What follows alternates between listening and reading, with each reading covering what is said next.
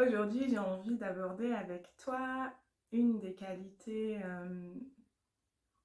je ne saurais pas les prioriser parce qu'en fait, elles sont toutes importantes. Donc, je t'ai déjà parlé du respect, de la responsabilité, de l'ouverture. Et aujourd'hui, je vais te donner un vécu de pratique.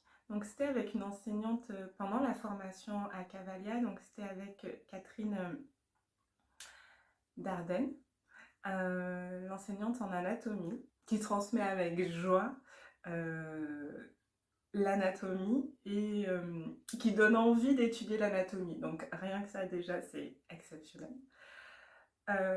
Et donc, elle part de l'idée que l'anatomie s'expérimente par le yoga et que c'est pas l'anatomie qui s'apprend. Ce qui me va très bien dans mon mode d'apprentissage. Et elle nous faisait une proposition pour appréhender l'inhibition réciproque. Je ne vais pas t'en parler là, elle le fait très bien. Tu peux aller regarder sur ou les réseaux sociaux, ou peut-être qu'elle a un site internet, je sais pas, mais voilà, je ne vais pas me lancer là-dedans. En tous les cas, dans cette proposition, elle demandait un retour du ressenti corporel.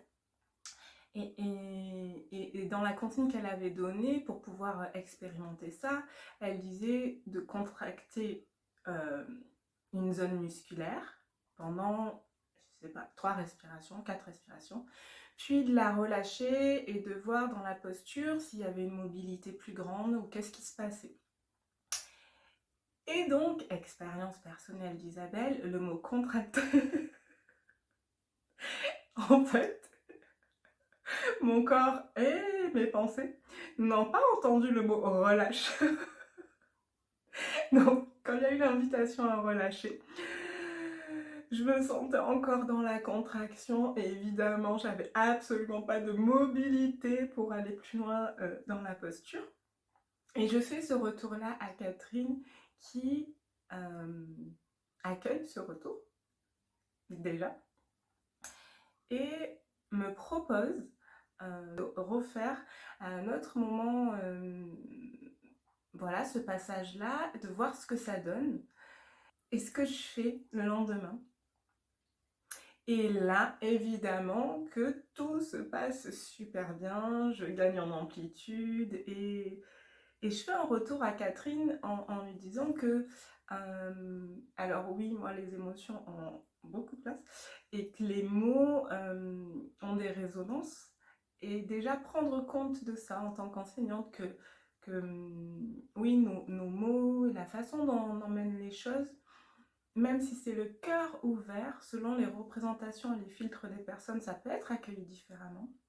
Et surtout, la qualité, en tout cas moi, de cette expérience-là que je retiens, c'est qu'elle a eu confiance. Elle a eu confiance en ma capacité de refaire à un autre moment, confiance en c'est possible aussi pour moi. Parce que beaucoup de personnes dans le groupe avaient eu un ressenti différent. Euh, et juste de ressentir ça, je crois que ça m'a aussi portée dans cette expérience. Et, et je pense que c'est important, je ne sais pas quel mot dire, parce que je dis beaucoup c'est important hein, pour les qualités dans cette vie. Primordial, que c'est primordial, euh, que c'est primordial de générer, enfin d'établir, voilà, c'est mieux.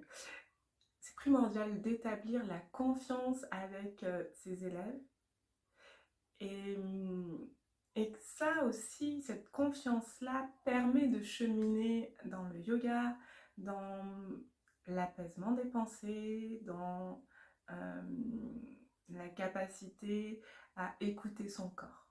Voilà pour aujourd'hui. Très belle journée et à très bientôt.